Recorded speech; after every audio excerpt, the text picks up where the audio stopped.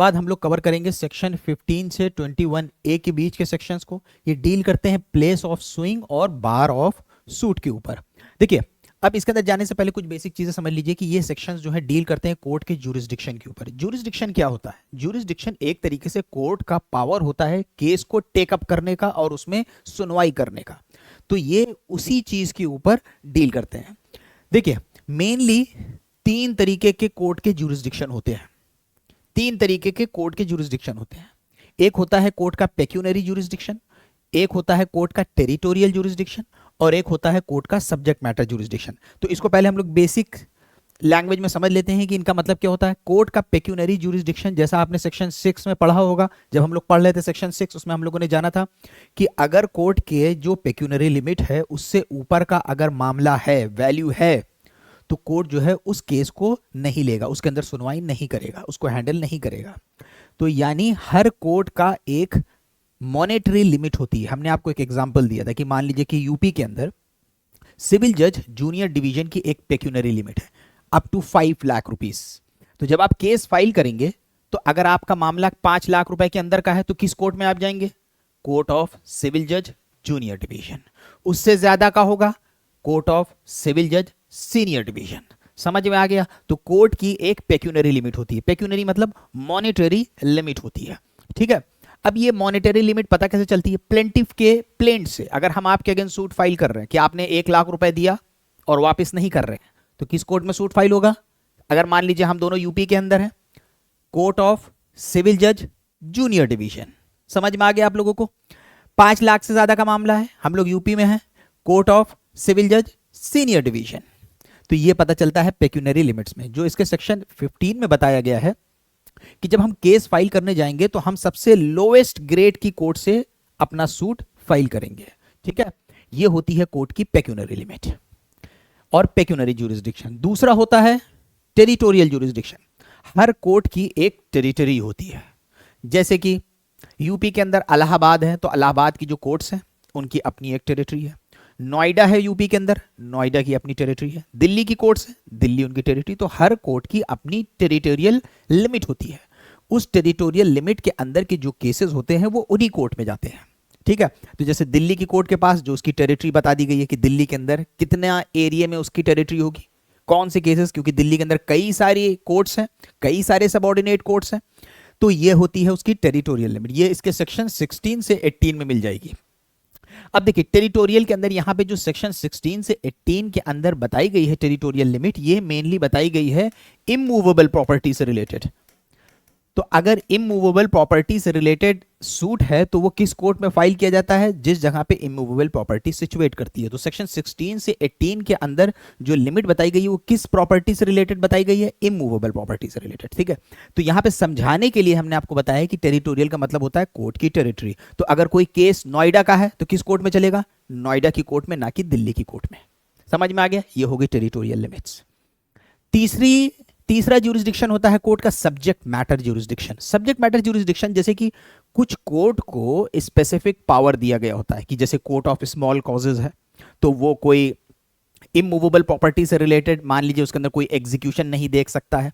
मान लीजिए कि कोर्ट ऑफ स्मॉल कॉजेज है, कोई स्पेसिफिक परफॉर्मेंस से रिलेटेड केस नहीं देख सकता है। उसी तरीके से मान लीजिए कोई कोर्ट बनाई गई है जिसका सिर्फ और सिर्फ काम है रेंट के केसेस को डिसाइड करना, प्रॉपर्टी के डिस्प्यूट को डिसाइड करना का पावर नहीं है उसके पास।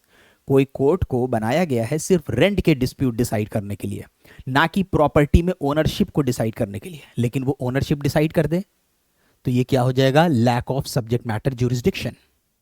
तो एक कोर्ट को बनाया गया है मैट्रिमोनियल केसेस डिसाइड करने के लिए, तो उसके पास क्या पावर है? फैमिली से रिलेटेड मैट्रिमोनियल डिस्प्यूट्स को डिसाइड करना। एक कोर्ट को बना दिया गया है जो खाली रेंट के केसेस को डिसाइड करती है। तो ये हम लोग बोलते हैं ये होता है subject matter jurisdiction.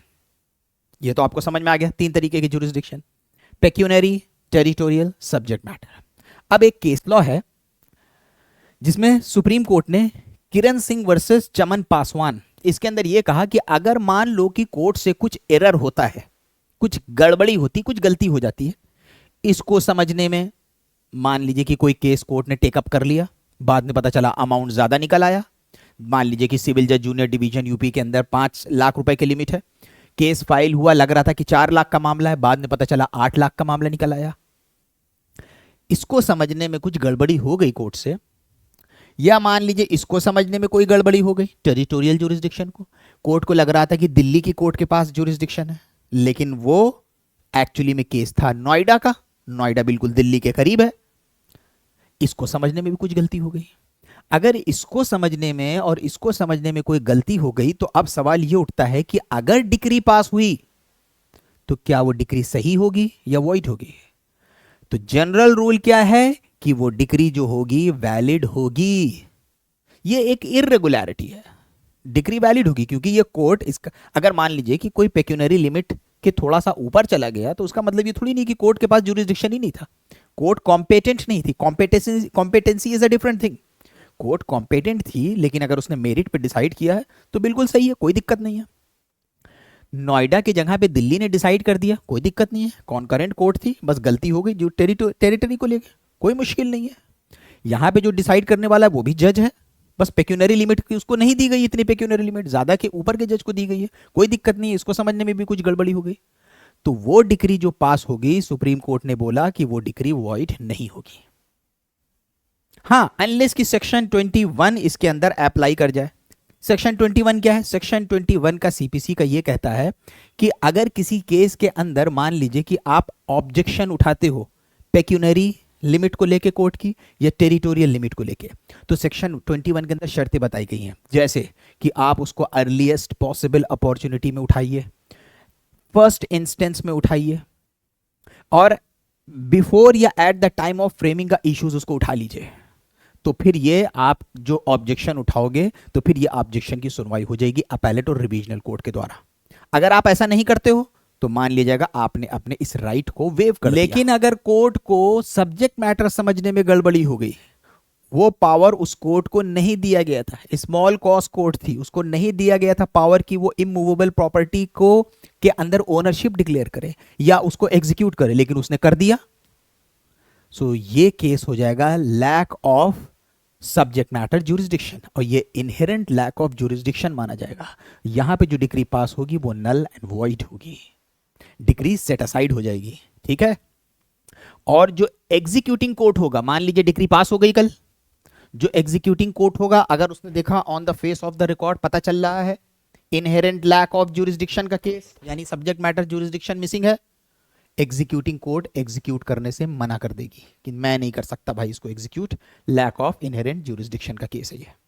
But if it relates to subject matter jurisdiction it shall be null and void. तो आई होप कि आपको समझ में आ गया होगा ये 3 अलग अलग तरीके के ज्यूरिसडिक्शन।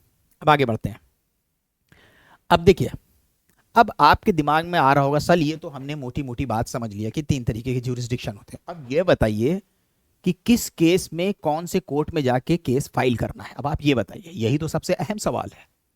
अगर आप मान लीजिए प्रैक्टिस भी कर रहे होगे तो भी तो आपके दिमाग में ये सवाल आएगा किस कोर्ट में जाके केस फाइल करें। तो आइए देखते हैं हम लोग। अगर मान लीजिए कोई मूवेबल प्रॉपर्टी से रिलेटेड आपका केस है, movable property anything which can be moved, आपका मोबाइल फोन, आपकी बाइक जो मूव हो सकती है, तो वहां पे सेक्शन 19 सीपीसी का अप्लाई होगा। और आप कहां पे सूट फाइल कर सकते हैं? जहां पे आपके साथ रॉन्गफुल एक्शन हुआ है, जहां पे कॉज ऑफ एक्शन अराइज हुआ है उस जगह पे, और जहां पे डिपेंडेंट रहता है या कोई अपना बिजनेस कैरी कर रहा है, दोनों ही जगह पे ज्यूरिसडिक्शन होगा मूवेबल प्रॉपर्टी के केस में। यहां पे अप्लाई होगा सेक्शन 19। अगर इमूवेबल प्रॉपर्टी से रिलेटेड है तो सेक्शन 16 से 17 में कवर हो जाएगा। इमूवेबल प्रॉपर्टी के केस के अंदर एकदम सीधा सा सिंपल सा रूल है, जहां पे प्रॉपर्टी सिचुएट करती है। तो मान लीजिए कोई इमूवेबल प्रॉपर्टी है गुड़गांव के अंदर, हम और आप दिल्ली में रहते हैं, हमारा आपका कोई कॉन्ट्रैक्ट उससे रिलेटेड हुआ है। मान लीजिए कि कोई प्रॉपर्टी है जो गुड़गांव के अंदर है, हम और आप दिल्ली के अंदर रहते हैं, उस प्रॉपर्टी को लेकर कोई डिस्प्यूट अराइज हो गया, तो सूट कहां फाइल होगा? गुड़गांव के अंदर, ना कि दिल्ली में, क्योंकि इमूवेबल प्रॉपर्टी के केस में जहां पे प्रॉपर्टी सिचुएट करती है या उसका कोई भी पोर्शन सिचुएट करता है, ठीक है। मान लीजिए प्रॉपर्टी कई ज्यूरिसडिक्शन में आ रही है। मूवेबल प्रॉपर्टी के केस में, क्योंकि मूवेबल प्रॉपर्टी तो एक जगह से मूव हो सकती ना, ये तो खिसकेगी नहीं, ये तो खिसकेगी है नहीं, ये तो एक ही जगह रहेगी, तो जहां पे ये है वहां केस फाइल होगा। ये तो खिसक सकती है, तो ये खिसक सकती है तो जहां पे कॉज ऑफ एक्शन अराइज हुआ है, जहां पे रॉन्ग एक्शन हुआ है, जहां पे आपकी किसी ने प्रॉपर्टी ले ली वहां पे भी, और जहां पे डिफेंडेंट रहता हो या बिजनेस कैरी करता हो।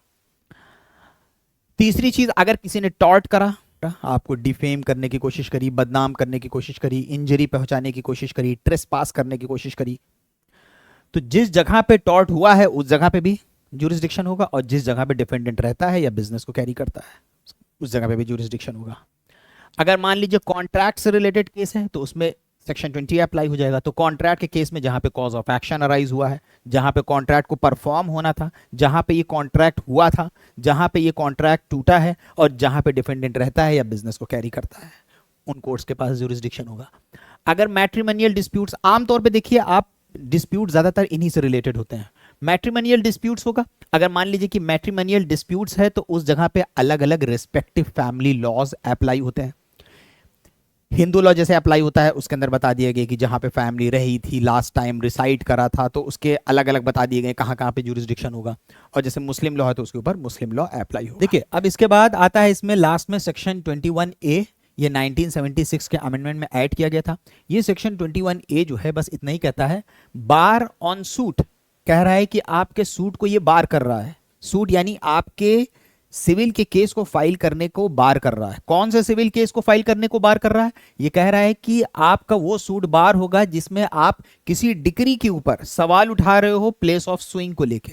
तो ये कह रहा है कि अगर आप कोई, मान लीजिए कि कोई डिग्री पास हो गई, डिग्री पास होने के बाद आप सोचो कि एक नया केस फाइल करें जिसमें उस डिग्री को ही चैलेंज कर दें कि जिस कोर्ट ने वो डिग्री पास करी है उसके पास टेरिटोरियल ज्यूरिसडिक्शन था ही नहीं, तो इस तरह के सूट को ये सेक्शन 21A बार कर रहा है। अब आप कहोगे सर क्यों बार कर रहा है?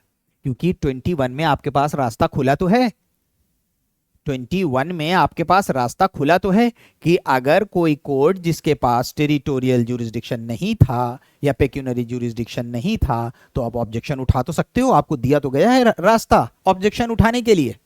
लेकिन ऑब्जेक्शन आप तभी उठा सकते हो जब आपने उसको कोर्ट ऑफ फर्स्ट इंस्टेंस में, यानी जब कोर्ट में आपने केस फाइल करा आपने वहीं उठा लिया हो। दूसरा, अर्लीस्ट पॉसिबल अपॉर्चुनिटी में उठाया हो, बिफोर और at the time of the settlement of issues. और तीसरा, इससे कोई कॉन्सिक्वेंट फेलियर ऑफ जस्टिस हुआ हो।